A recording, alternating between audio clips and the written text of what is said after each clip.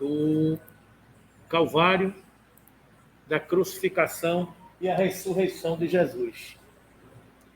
A gente tem estudado ao longo desses dias os roteiros que vão falando da história do cristianismo, das religiões, nascimento de Jesus, os apóstolos, os discípulos, Maria, João Batista. A gente vem dando uma mergulhada nessas informações do cristianismo, da doutrina cristã, os evangelistas.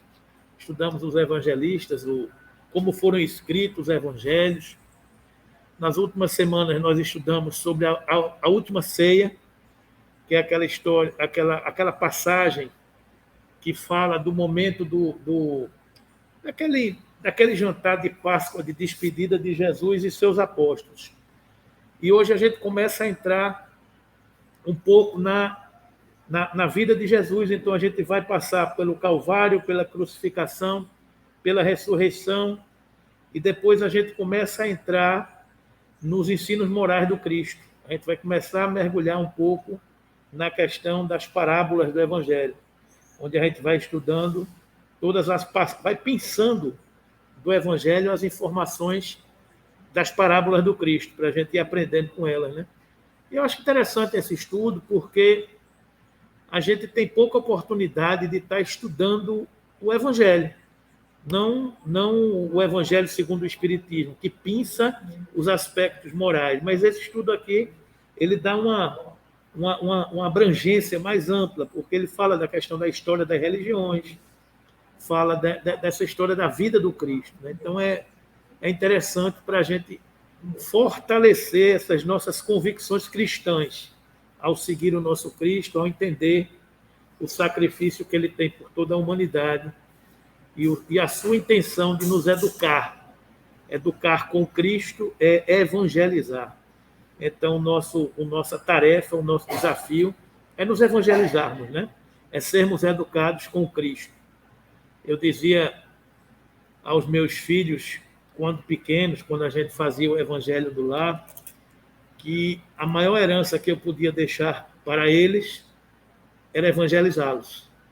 Porque as coisas materiais a gente aprende com Cristo, que as traças roem, né? O ferrugem consome e os ladrões roubam, né? Mas a evangelização não. Eu tenho certeza que essa herança a gente contribui. Oi, Valéria. A gente contribui para diversas existências. Não é investimento de uma jornada só. Então, o esforço que nós, pais na Terra, podemos fazer pelos nossos filhos é evangelizá-los. O esforço que a gente pode fazer na Terra é exemplificar para o mundo a vida do Cristo. Porque se por onde a gente passar, a gente semear a boa semente, a gente exemplificar com a nossa conduta, com o nosso testemunho vivo de que o Cristo vive em nós, pelas nossas atitudes, pelas nossas ações, principalmente, menos do que com as nossas palavras, a gente está dando um testemunho do que a gente entendeu como melhor opção para seguir a nossa jornada, né? Então, esse é o nosso grande desafio, essa é a nossa grande herança, a gente testemunhar para o mundo esse ser transformado, esse ser que entendeu que ele é o caminho, a verdade e a vida para Deus, né? Então, essa é a nossa grande tarefa. Então, todos os estudos, todas as oportunidades que a gente tenha de estar lembrando Cristo, de estar estudando Cristo, a sua personalidade, os seus ensinamentos, os seus testemunhos, a gente está crescendo, para a gente estar vivenciando isso em nosso dia a dia, na nossa vida, né? Porque o cristão, ele deve ser alegre. O Johann Sebastian Bach já dizia: Jesus, a alegria dos homens. Na sua grande obra de Jesus, a alegria dos homens, aquela peça maravilhosa de música clássica, música erudita. Porque o cristão deve ser alegre. Não apenas a gente observe as dificuldades, os desafios que a gente passa na nossa existência. porque isso diz respeito das nossas provas, das nossas expiações. Mas deve ser alegre pelo caminho escolhido, deve ser alegre pelo ídolo, ou pela referência, ou pelo guia, pelo modelo que ele escolheu para seguir. E é por isso que a gente deve ser alegre, porque a gente precisa ter essa tranquilidade da boa escolha. A gente saber que a gente segue o que há de melhor, a gente saber que a gente segue a verdade, é motivo para a gente estar alegre, mesmo diante das dificuldades, mesmo diante dos desafios. Né? Quando a gente enfrenta o desafio de um filho, bom dia, obrigado. O problema com o filho, a gente, quando conhece o Cristo, quando a gente conhece a doutrina espírita, a gente, mesmo diante dos desafios, mesmo diante das noites que a gente chora, que a gente desabafa com a gente mesmo, a gente deve se confortar, se asserenar os nossos corações por tudo que a gente já sabe.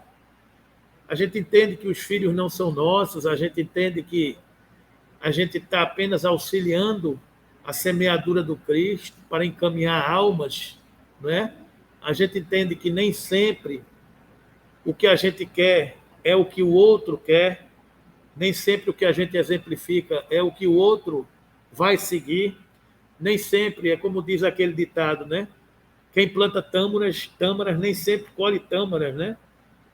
A gente, na doutrina espírita, entende que, às vezes, algumas almas reencarnam junto de nós para aprender um pouco naquela convivência que a gente está passando, mas ainda estão adormecidas. Se a gente for observar o estudo de André Luiz, a gente vai lembrar daquele pavilhão, não é, Cleusa? Do pavilhão dos adementados, dos que estavam dormindo. Então, André Luiz foi atender num pavilhão que tinha 300, 400, 500 camas dormindo, todas aquelas almas dormindo. Apenas 3 ou 4, quando eles fizeram o passe, despertaram. Então, você vê que, na natureza, as obras levam tempo para que as coisas despertem, que amadureçam, para que cresçam. E muitas vezes na nossa vida a gente tem pressa. A gente quer que as coisas aconteçam rapidamente. Mas se você plantar uma semente de feijão, por mais pressa que você tenha, ela não vai nascer no outro dia. Então a gente tem que aprender com a natureza de que as coisas acontecem para e passo, um dia atrás do outro, sem desistir. É como dizia Winston Churchill, aquele grande líder inglês, né? Que sucesso é o caminho percorrido de fracasso em fracasso, sem perder o entusiasmo. Então, entusiasmo é uma palavra que quer dizer cheio de Deus. Então, você que persegue o sucesso, é você caminhar de fracasso em fracasso, de derrota em derrota, de queda em queda, mas sempre levantando, sempre seguindo adiante, e não perdendo o entusiasmo, não perdendo essa fé que te alimenta, que te renova e que te faz seguir adiante. Então, nesse estudo de hoje, a gente vai entender que esse caminho do Cristo, o Calvário do Cristo, essa passagem do Cristo para o Gólgota, para a crucificação, é esse testemunho que todos nós fazemos. É caminhar de fracasso em fracasso, de queda em queda. Se a gente observar nas... Engraçado, aqui também tem 11 janelas, né? Eu pensei que eram 10. Se a gente pensar os passos dos templos religiosos, a gente vê a Via Crucis, né? Que são todos aqueles passos que o Cristo carrega no caminho de levar para o Gólgota, né? Então, o que a gente estuda hoje aqui nos evangelhos de Lucas, de Mateus e de João, vocês estão lembrados que a gente estudou que Lucas, Mateus e Marcos são evangelhos sinóticos, ou seja, são muito parecidos, né? Apenas o de João que é um pouco diferente. Então ele narra o seguinte, que o Calvário de Jesus, essa Via Crucis, esse desafio, esse caminhar de Jesus para a dificuldade, digamos assim, começa quando ele é aprisionado no Getsemane, o Horto das Oliveiras, no momento em que orava na companhia de Pedro, João e seu irmão Tiago. Isso é muito simbólico, né? Porque Jesus, já sabendo, tendo a presciência dos acontecimentos que viriam, a gente estudou na semana passada que ele estava na última ceia, na Santa Ceia, ele disse que um deles iria traí-lo, e os apóstolos se entreolham e perguntam: serei eu, Senhor? Aquele que pegar o pão molhado, toda aquela situação. E eles caminharam, Jesus foi para o Calvário, Jesus foi orar. Então aqui tem muitas simbologias, muitos ensinamentos, porque no momento do testemunho, o próprio governador planetário, ele se retirou para orar, ele retirou para se fortalecer na prece. Mesmo ele sendo dirigente do nosso planeta, ele precisava se fortalecer no Pai. Então ele se retira para orar no Monte das Oliveiras. A outra simbologia, ele pede aos apóstolos, João, Pedro e Tiago, que tomassem conta, que avisassem se haveria alguma dificuldade, algum problema, porque ele já estava antevendo que seria preso, porque Judas já tinha seguido para entregá-lo à igreja, não é? Então, nem nessa hora tu pudestes velar comigo, Jesus diz aos apóstolos, né? Porque eles dormiram. Então Jesus fala: puxa vida, eu confiei em vocês, nem nessa hora você pode ficar acordado para permanecer atento para se alguma coisa me fosse acontecer. Isso também é ensinamento para as nossas vidas. Muitas vezes na nossa vida, a gente também adormece, deixa as coisas passarem, não está atento para tudo que deve acontecer na nossa vida, né? Então, a dificuldade de Jesus começa nessa hora que ele se retira para orar.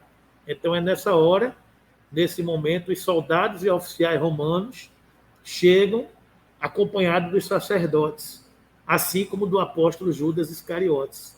Este se aproxima do mestre, beija-o na face para ser identificado pelas autoridades presentes. Então é aquela história de ser traído por um beijo, né? Porque as autoridades romanas, os sacerdotes, não conheciam Jesus dentre aqueles apóstolos pessoalmente, né? Então eles combinaram com Judas que ele beijasse a face daquele que é Jesus de Nazaré. Então foi isso que Judas fez.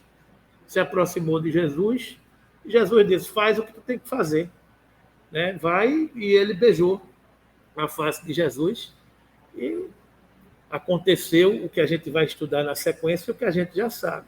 Nesta hora, a gente tem aquela outra passagem muito interessante para os ensinamentos da gente, que Pedro ainda reage, discute com os centuriões romanos e tira a sua espada e corta a orelha do centurião. Então, mesmo nessa hora, Jesus defende a não violência.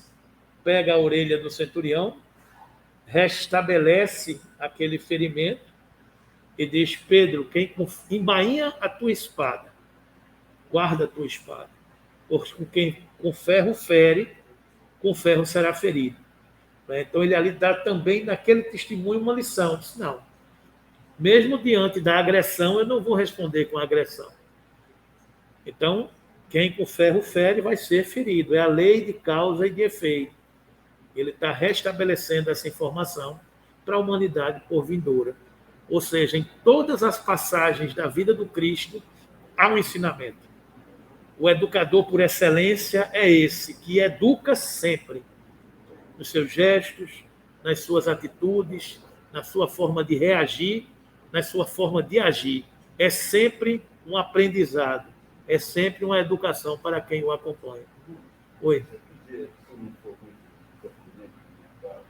Falasse um pouco da transfiguração, porque o fato de Jesus estava na presença de três, dizer para ele: guarde segredo.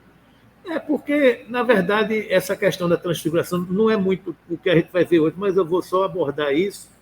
A transfiguração é o momento que Jesus revela diante de Pedro, de João e Tiago, se eu não me engano também, e ele se transfigura no monte De um lado aparece Elias, de outro lado aparece Moisés. E esses espíritos materializados começam a conversar com ele. Ainda anteontem eu fui para uma missa de sétimo dia e o padre fez um estudo da palavra do Evangelho sobre isso.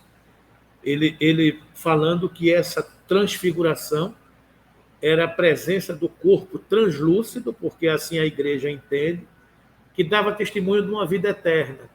Então, tudo bem, ele falava que nós também seríamos corpo de luz e que viveríamos a vida eterna quando desencarnássemos. Era uma missa de sétimo dia. Então, essas palavras são consoladoras para a família, para dizer que não, a morte se transforma num corpo translúcido que será o que seremos. Perfeito, está tudo certo. Do ponto de vista da doutrina espírita, a gente só entende que não é assim, automaticamente. Né? Não é a passagem da vida material para a vida espiritual, não há esse automatismo. Eu desencarno, eu viro o corpo de luz e vivo eternamente. Não. A gente entende, pela doutrina espírita, que a gente vira corpo de luz, sim, mas ao longo de muitas existências conquistadas, ao longo de muitos desafios e muitas encarnações.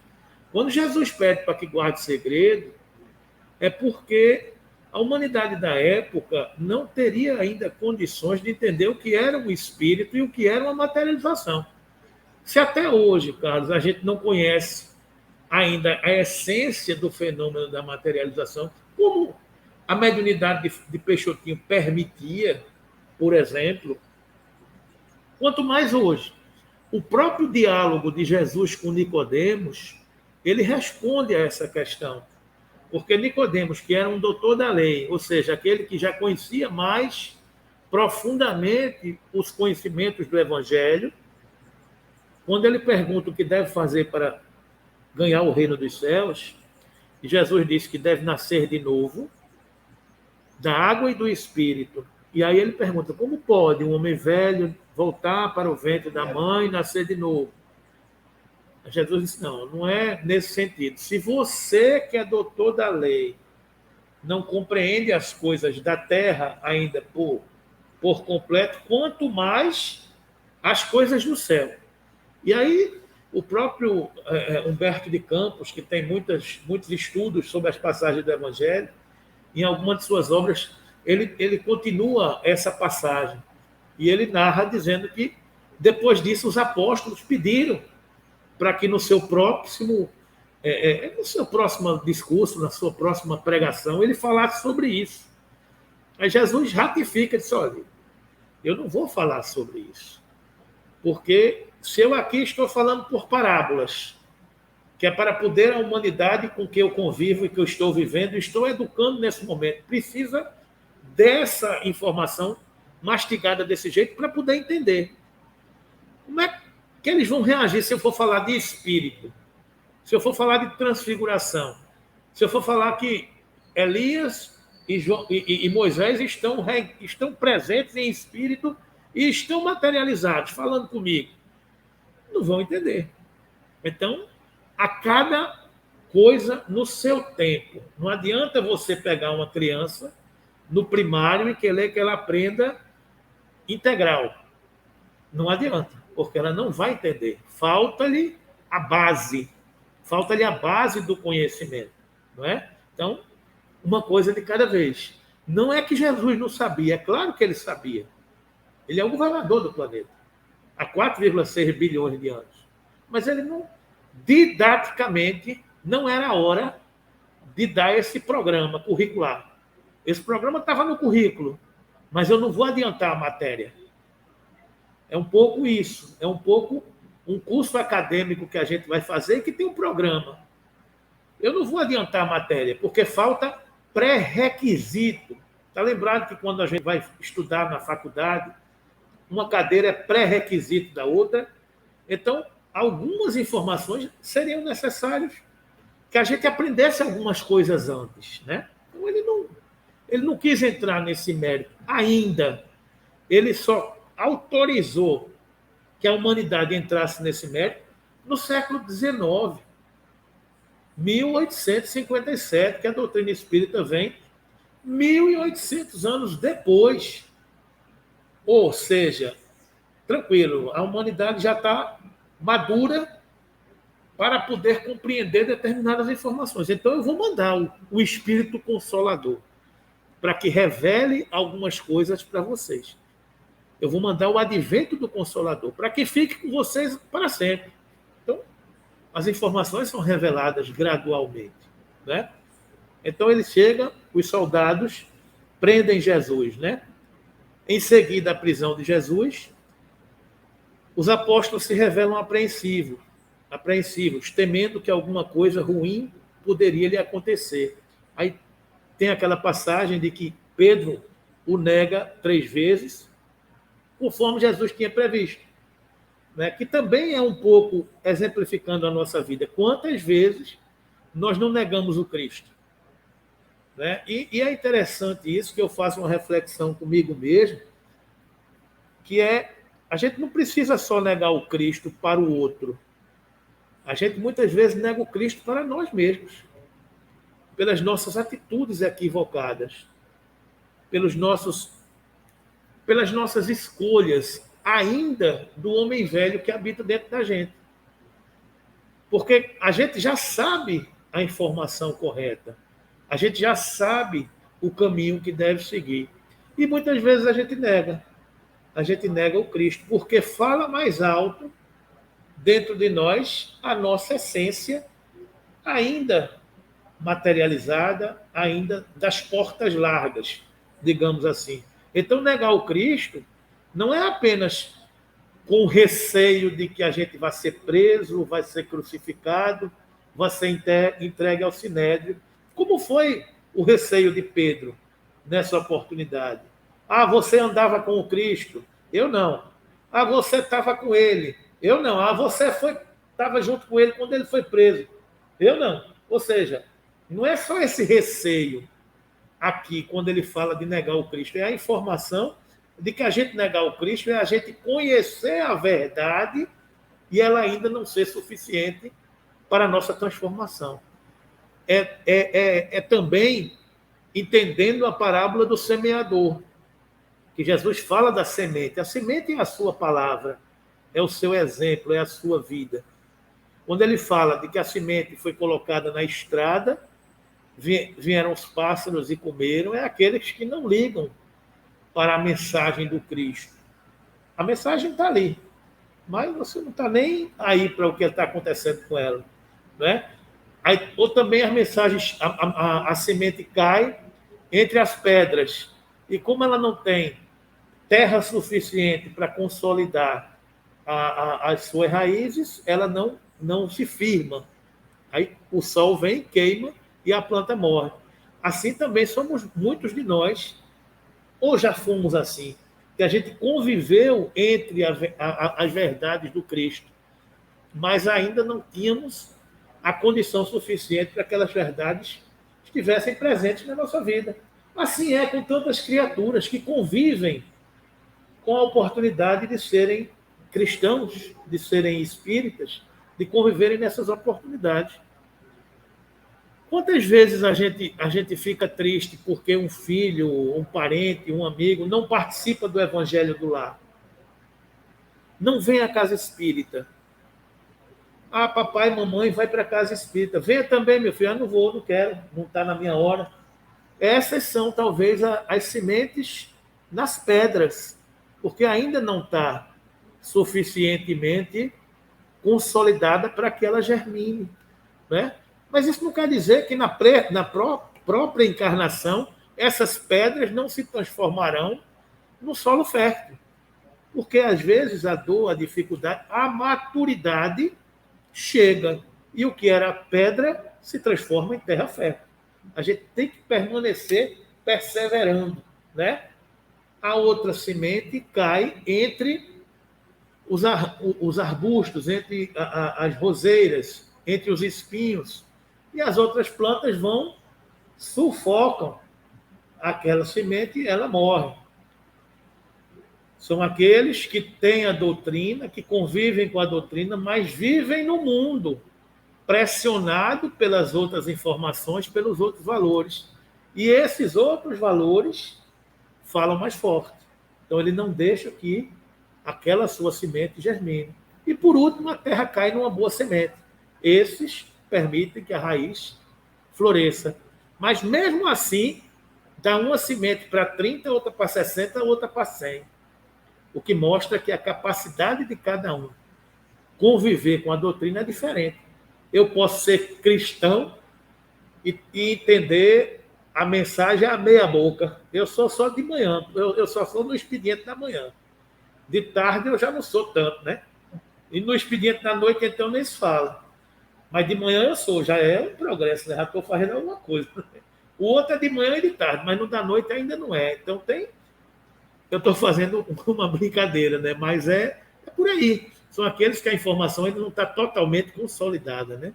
Então, essa informação de abraçar o cristianismo, abraçar o Cristo, não negar o cristianismo, também tem referência com essa parábola do semeador. É por isso que Jesus disse a Pedro, tu, ainda que o galo cante, tu me negarás 3 vezes. Porque ele conhece a natureza imperfeita da humanidade, não é? A negação de Pedro, está aqui no Consolador, quando Emmanuel nos diz nessa questão 320, a negação de Pedro serve para significar a fragilidade das almas humanas, perdidas na invigilância e na despreocupação da realidade espiritual, deixando-se conduzir indiferentemente aos torvelinhos mais tenebrosos do sofrimento, sem cogitarem de um esforço legítimo e sincero na definitiva edificação de si mesmos. Ou seja, é essa fragilidade que todos nós carregamos. Essa frase de Emmanuel aqui é muito forte.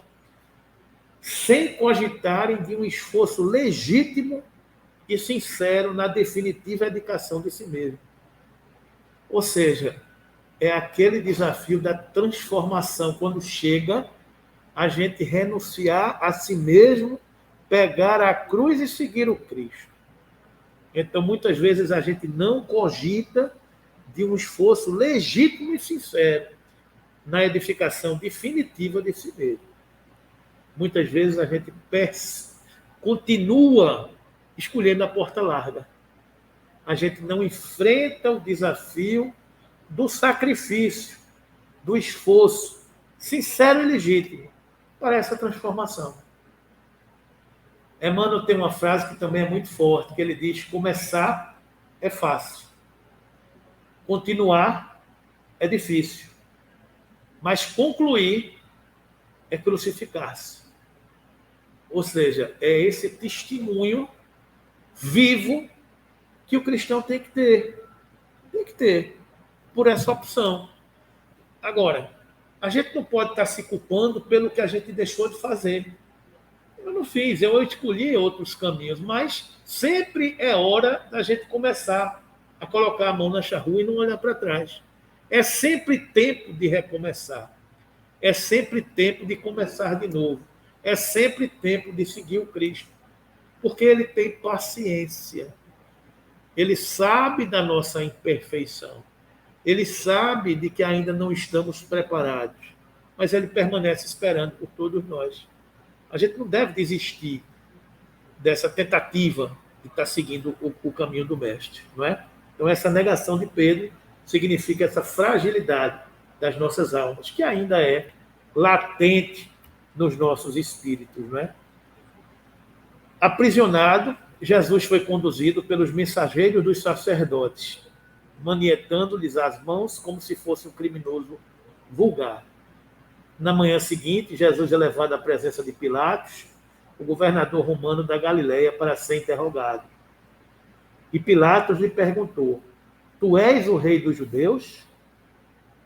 E ele, respondendo, disse-lhe: tu dizes. E os principais dos sacerdotes o acusavam de muitas coisas, porém ele nada respondia.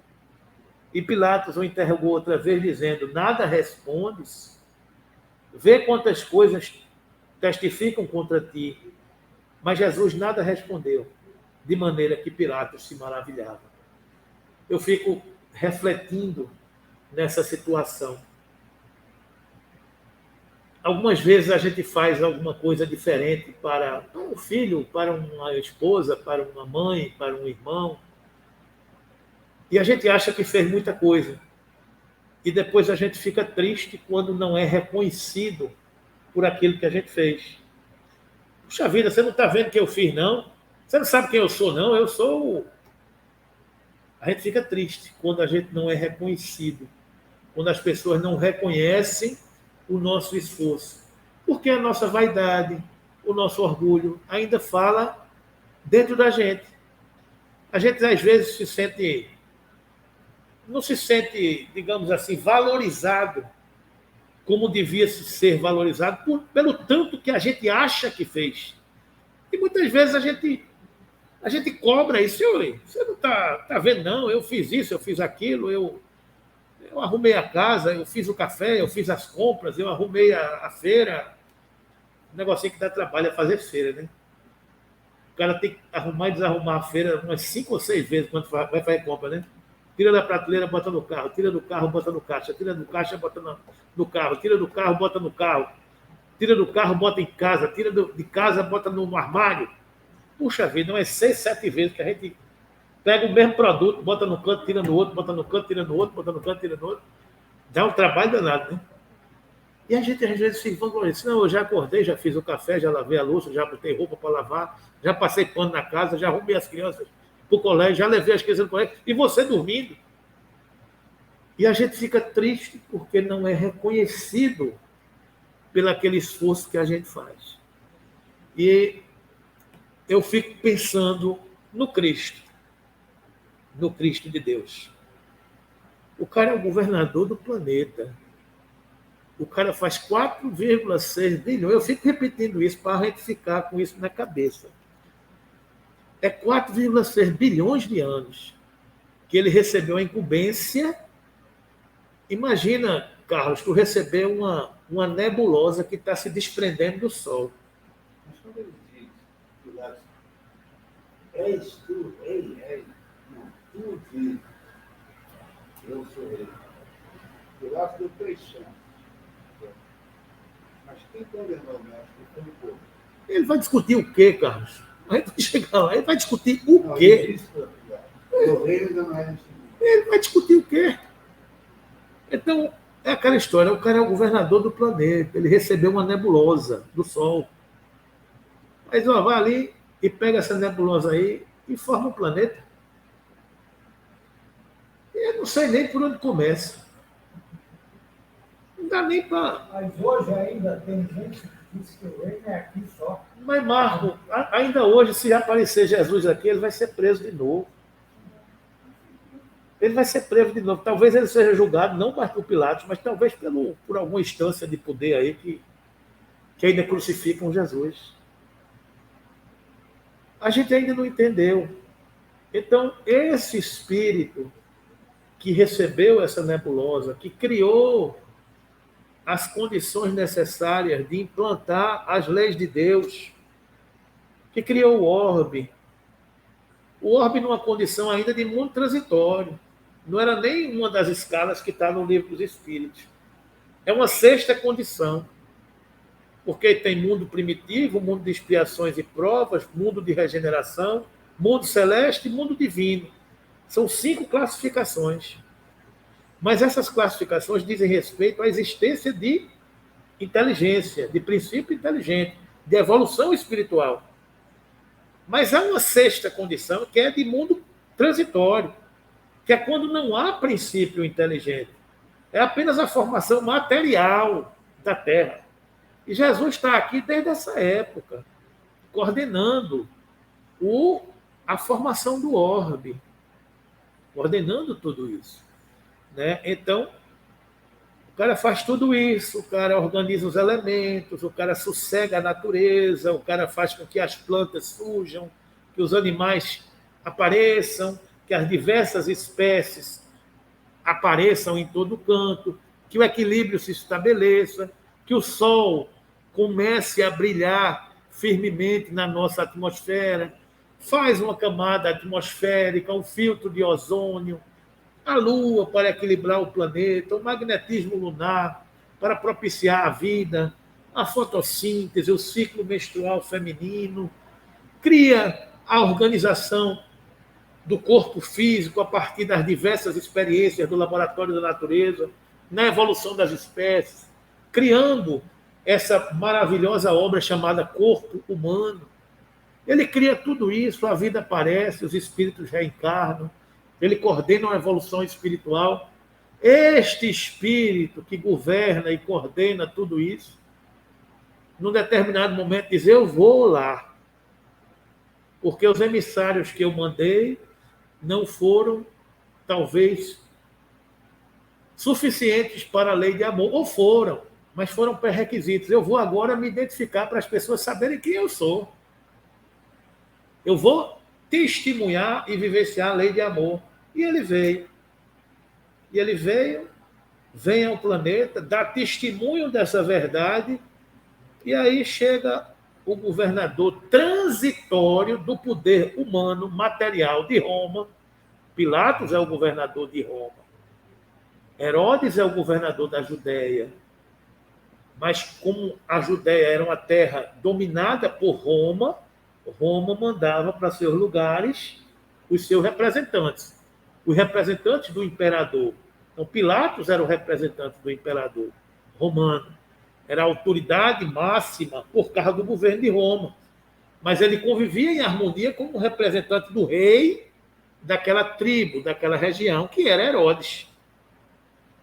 Então chega um homem desse que é entregue pela igreja, pela própria igreja, de um missionário que Jesus mandou antes dele, Moisés, que ele estava conversando com ele, transfigurado.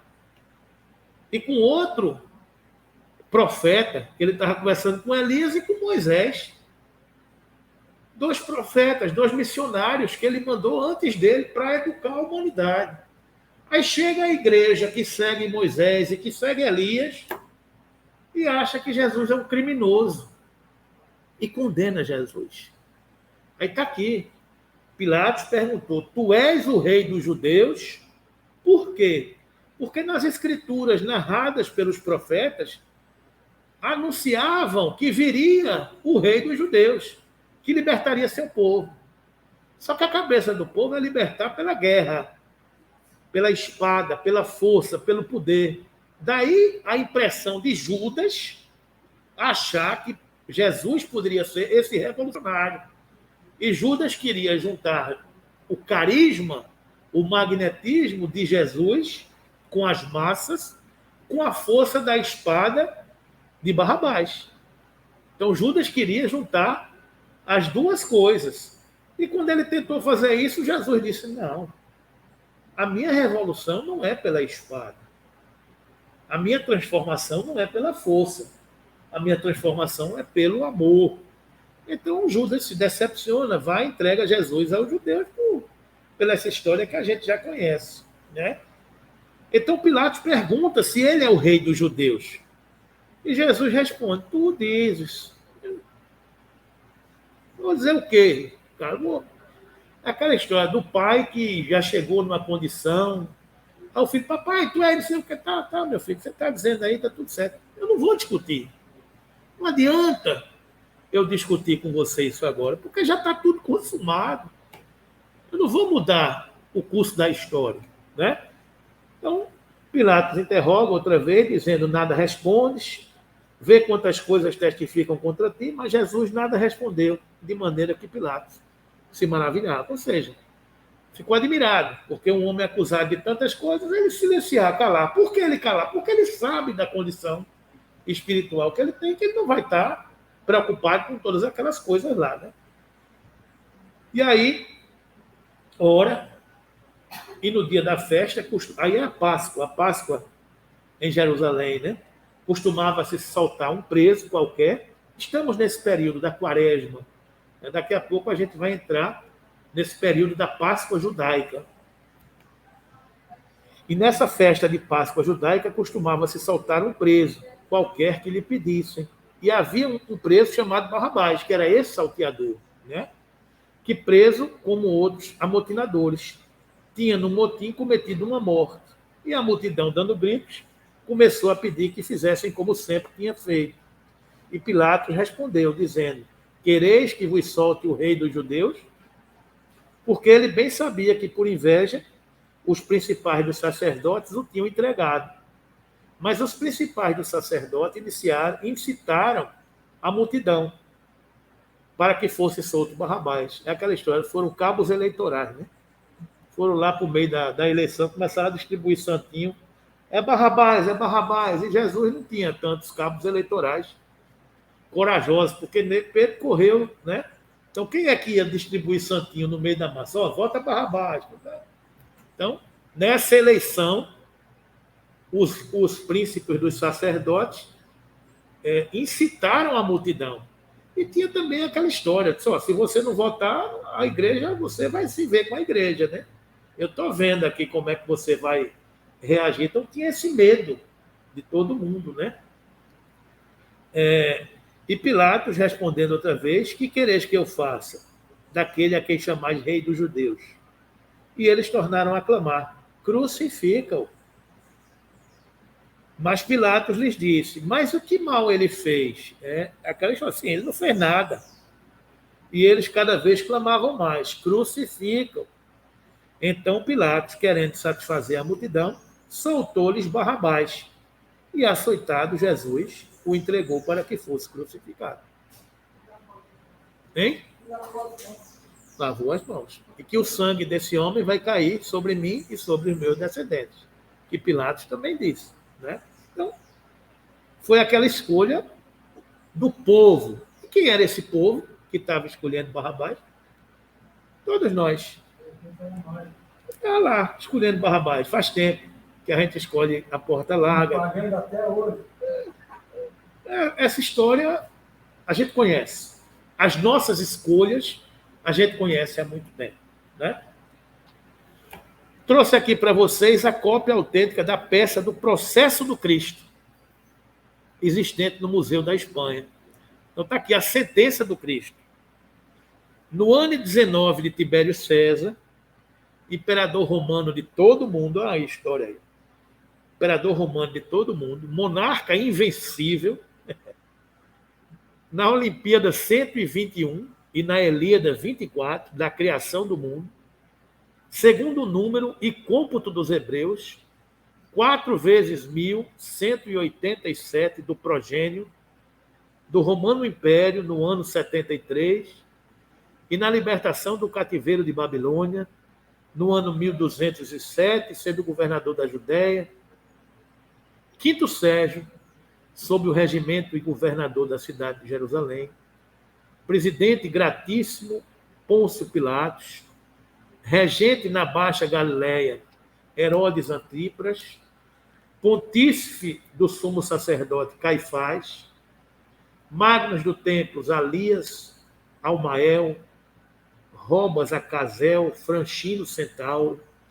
Cônsules romanos na cidade de Jerusalém, Quinto Cornélio Sublime e Sisto Russo, no mês de março e dia 25 do ano presente, eu, Pôncio Pilatos, aqui presidente do Império Romano, dentro do palácio e arquirresidência, julgo, condeno e sentencio à morte Jesus, chamado pela plebe Cristo Nazareno, e Galileu de nação, homem sedicioso contra a lei mosaica, contrário ao imperador Tibério César, determino e ordeno por esta que se lhe dê morte na cruz, sendo pregado com cravos, como todos os réus, porque congregando e ajustando homens ricos e pobres, não tem cessado de promover tumultos por toda a Judéia, dizendo-se filho de Deus e rei de Israel, ameaçando com a ruína de Jerusalém e do sacro templo, negando o tributo a César, tendo ainda o atrevimento de entrar com ramos e em triunfo, com grande parte da plebe dentro da cidade de Jerusalém.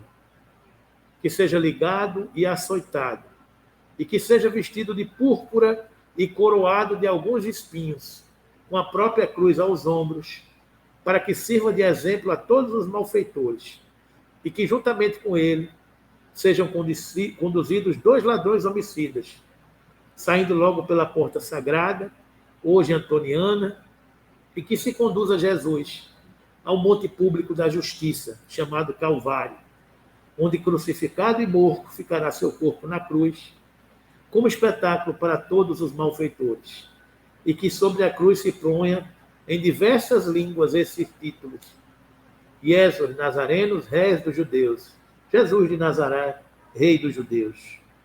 Mando também que nenhuma pessoa de qualquer estado ou condição se atreva temerariamente a impedir a justiça por mim mandada, administrada e executada com todo rigor, segundo os decretos e leis romanas, sob as penas de rebelião contra o imperador romano. Testemunhas na nossa sentença, pelas 12 tribos de Israel, Rabban Daniel, Rabban Joaquim Banicá, Bambazu, Laré, Betuculane, pelos fariseus, Pulieniel, Simeão, Ranol, Babine, Mandoane, Bancurfós, pelos hebreus, Matumberto, pelo Império Romano e pelo presidente de Roma, Lúcio Sestilo e Amâncio Cilício. Está aí, meus irmãos, essa peça que a humanidade assinou para crucificar o nosso rei, o nosso guia, o nosso modelo, né? Em algum lugar nós assinamos essa sentença porque vivíamos aquela época também, né? Então que hoje a gente já seja capaz de entender o crime que a humanidade cometeu por aquele que é só amor, que é só luz, que é só justiça, que é só bondade, né? Então, o sangue desse homem ainda é pago por muitas gerações. Então, tudo que a gente assiste hoje ainda é fruto de muitas das coisas, das guerras, das atrocidades que cometeram em nome de Deus. Não o suficiente a crucificação do Cristo, a humanidade atravessou diversas guerras religiosas e santas em nome de Deus. E ainda hoje a gente está assistindo esses episódios de dificuldades com pandemias, com guerras, com intolerâncias de diversas naturezas, porque o magnetismo da crosta da Terra ainda não está liberto desse psiquismo doentio milenar que a gente atravessa ao longo dos milênios.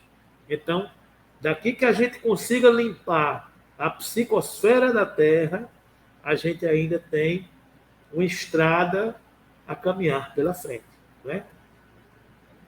Façamos a nossa parte, limpemos a nossa psicosfera, limpemos a psicosfera do nosso lar e que o nosso lar contribua para a rua, para o bairro, para a cidade, para o estado, para o país, para o continente, para o orbe, para que a gente crie um clima diferente.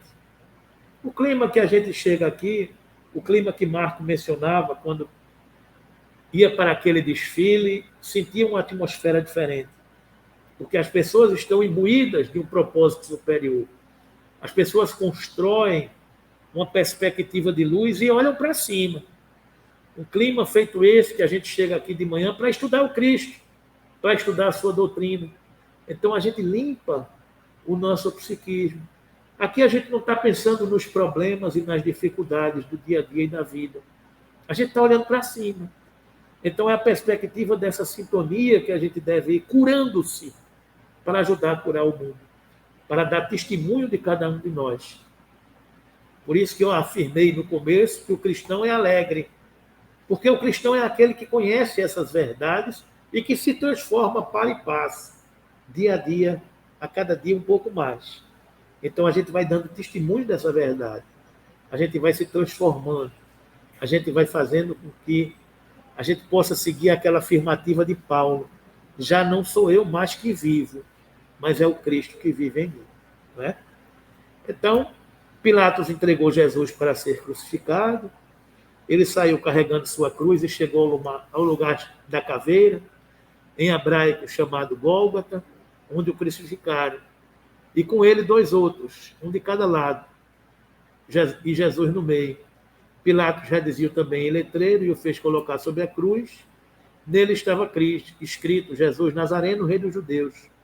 Estava escrito em hebraico, latim e grego, por causa da sentença. Vocês viram que eles cumpriram a sentença que Pilatos assinou, né? Perto da cruz permaneciam Maria, a mãe de Jesus, sua irmã, mulher de Clopas, e Maria Madalena. Vendo Jesus, a sua mãe, próximo a ela, o apóstolo João, disse: mulher, eis aí o teu filho. Depois disse ao discípulo: eis aí a tua mãe. E desde aquela hora o discípulo a recebeu em sua casa. Está aí Jesus apresentando Maria a João, apresentando João a Maria, e dizendo: sigam o meu roteiro, somos todos da mesma família, somos todos filhos de Deus. Não é? No sábado, Maria de Magdala e Maria, mãe de Tiago, e Salomé compraram aromas para irem ungir o corpo. De madrugada, no primeiro dia da semana, elas foram ao túmulo ao nascer do sol. Isso é a Semana Santa, viu, gente? Que a gente está se aproximando aí. Isso aqui é o sábado de Aleluia, que a gente ouve falar no calendário da Semana Santa. O domingo que ele faz menção na sentença de que ele entra cheio de ramos na cidade de Jerusalém, é o domingo de Ramos, onde Jesus entra e desfila com a humanidade, né? E de madrugada, no primeiro dia da semana, elas foram ao túmulo ao nascer do sol e diziam entre si: quem rolará a pedra da entrada do túmulo para nós? E erguendo os olhos, viram que a pedra fora removida. Ora, a pedra era muito grande. Tendo ela entrado no túmulo, elas viram um jovem sentado à direita, vestido com uma túnica branca, e ficaram cheias de espanto. Ele, porém, lhes disse: não vos espanteis. Procurai Jesus de Nazaré, o crucificado. Ressuscitou. Não está aqui. Vede o lugar onde o puseram. Mas ide dizer aos seus discípulos e a Pedro que eles vos precedem, que eles seguem adiante na Galiléia. Lá o vereis, como vos tinha dito. Isso está no Evangelho de Marcos. No Evangelho de João, ele narra da seguinte forma: estava então Maria junto ao sepulcro, de fora, chorando. Enquanto chorava, inclinou-se para o interior do sepulcro e viu 2 anjos, materializados, vestidos de branco, sentados no lugar onde o corpo de Jesus fora colocado, uma à cabeceira e outra aos pés. Disse-lhe então: mulher, por que choras? Ela lhes disse: porque levaram meu Senhor, e não sei onde o puseram. Dizendo isso, voltou-se e viu Jesus de pé, mas não sabia que era Jesus. Jesus lhe diz: mulher, por que choras? A quem procuras? Pensando ser o jardineiro, ela lhe diz: Senhor, se foste tu que o levaste, diz-me onde o puseste, e eu irei buscar. Disse-lhe Jesus: Maria. Voltando-se ela, diz em hebraico: Rabone, que quer dizer mestre. Jesus lhe diz: não me toques, pois ainda não subi ao Pai. Vai, porém, a meus irmãos e dize-lhes: suba meu Pai e vosso Pai, a meu Deus e vosso Deus. Maria Madalena foi anunciar aos discípulos, viu o Senhor e as coisas que ele disse. Então está aí, meus irmãos, essa passagem de Marcos, de João, que simboliza para a Igreja Católica, que a gente passou muito tempo estudando, a ressurreição do Cristo. O domingo de Páscoa, que a gente, na Igreja Católica, no calendário da Igreja Católica, se comemora a passagem de Jesus para a vida espiritual, para a vida verdadeira. Para nós espíritas, a gente respeita, entende todo esse fenômeno, mas entende que Jesus estava ali materializado, com seu corpo de luz translúcido, mostrando para a humanidade que a vida permanece, para a vida continua.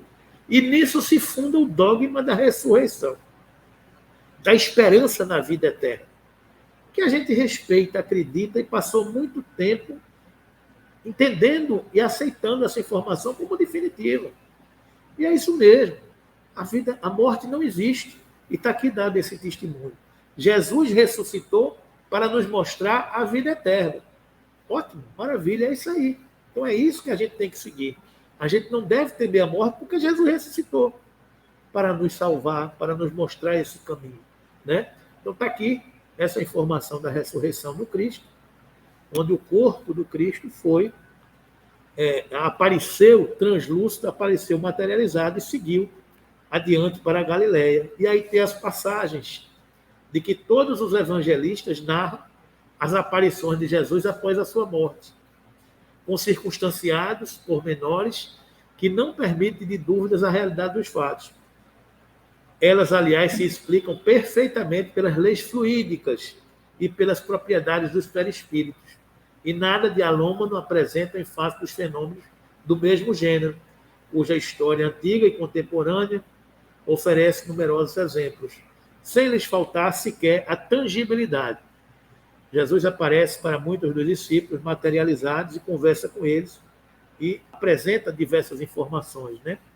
Se notarmos as circunstâncias em que se deram as suas diversas aparições, neles reconheceremos, em tais ocasiões, todos os caracteres de um ser fluídico, um corpo espiritual, um perispírito fluídico do nosso Mestre Jesus.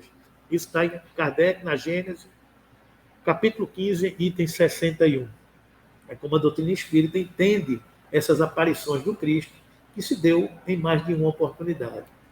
Após a aparição a Maria Madalena, Jesus reencontra os discípulos. Fechadas as portas onde se achavam os discípulos, por medo dos judeus, os apóstolos estavam reunidos, escondidos.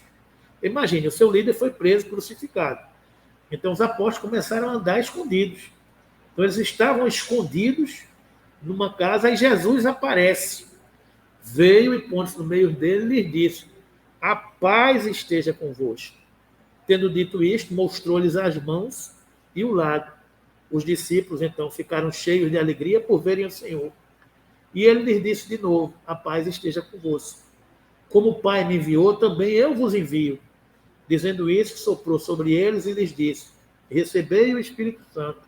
Aqueles a quem perdoardes os pecados, ser-lhe-ão perdoados. Aqueles aos quais te retiverdes, ser-lhe-ão retidos. Então, Jesus aparece com eles e disse mais ou menos o seguinte: vão, sigam o caminho de vocês e vão pregar o Evangelho, né? Eu estou aqui dando testemunho da vida. Mostra-lhes as mãos ainda ulceradas pelos pregos colocados na cruz, né? Um dos 12 apóstolos, Tomé, por isso que aquela história de só acredito vendo, igual a São Tomé, Dídimo, não estava com eles quando veio Jesus. Os outros discípulos então lhe disseram: vimos o Senhor.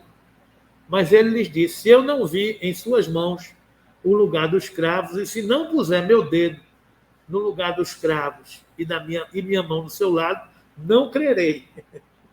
8 dias depois, achavam-se os discípulos de novo dentro da casa e Tomé com eles. Jesus veio, estando as portas fechadas, pôs-se no meio deles e disse: a paz esteja convosco. Disse depois a Tomé: põe teu dedo aqui e vê minhas mãos. Estende a tua mão e põe-na ao meu lado, e não seja incrédulo, mas crê. Respondeu-lhe Tomé, meu Senhor e meu Deus. Jesus lhe disse: porque viste e creste. Felizes os que não viram, mas creram. Né? Então está aí essa passagem do nosso querido Jesus quando aparece para os seus discípulos. Bom dia, pessoal. Jesus aparece e desaparece instantaneamente. Penetra numa casa a portas fechadas. Em Emaús, conversa com 2 discípulos que não o reconhecem e desaparece repentinamente. Acha-se de posse desse corpo fluídico, etéreo, que há em todos nós, corpo sutil, que é um invólucro inseparável de toda a alma, e que um alto espírito como o seu sabe dirigir, modificar, condensar, rarefazer à vontade, e a tal ponto condensa que se torna visível e tangível aos assistentes. As provas da ressurreição de Jesus são incontestáveis. Não há como ter dúvidas. Todos esses acontecimentos relatados pelos evangelistas, depois da crucificação, servem de base para o conhecimento histórico do cristianismo. Daí ter Paulo afirmado: se o Cristo não ressuscitou, é vã a vossa fé. Né? Então, aquela história, se Cristo não permanece vivo, tudo isso é em vão, não é? O cristianismo não é uma esperança, é um fato natural, um fato apoiado nos testemunhos dos sentidos. Os apóstolos não acreditavam somente na ressurreição, estavam dela convencidos. O Cristo, porém, lhes apareceu e a sua fé se tornou tão profunda que, para a confessar, arrostaram todos os suplícios. As aparições do Cristo, depois da morte, asseguram a persistência da ideia cristã, oferecendo-lhe como base todo um conjunto de fatos. Essas explicações espíritas estão no livro Cristianismo e Espiritismo de Leon Denis, no capítulo 5. Né? Então, meus amigos, a gente estudou hoje um pouco, a gente recomenda que vocês leiam com calma o capítulo 10, o roteiro 10, onde fala dessa questão do Calvário do Cristo, desde o Getsemane, passando por todo aquele sofrimento, a crucificação, o processo de condenação do Cristo e, por fim, a ressurreição, essa passagem, essa certeza da imortalidade do ser e desse caminho que o Cristo passou para nos mostrar a necessidade do sofrimento, do testemunho, da vivência de uma ideia para nos transformarmos, né? Então, que a gente possa entender essa mensagem do Cristo, que a gente está nesse período de quaresma, que mais uma vez a gente renove os nossos votos, a nossa fé, a nossa capacidade de seguir o Cristo, de respeitar o seu sofrimento e seguir com ele, porque é como ele diz aqui, eu sigo adiante para Galiléia. Então, que a gente vá também com Jesus, florescendo onde formos chamados para florescer. Não é? Então, que Jesus nos abençoe. Agradecemos essa oportunidade do estudo da manhã de hoje. Então, vamos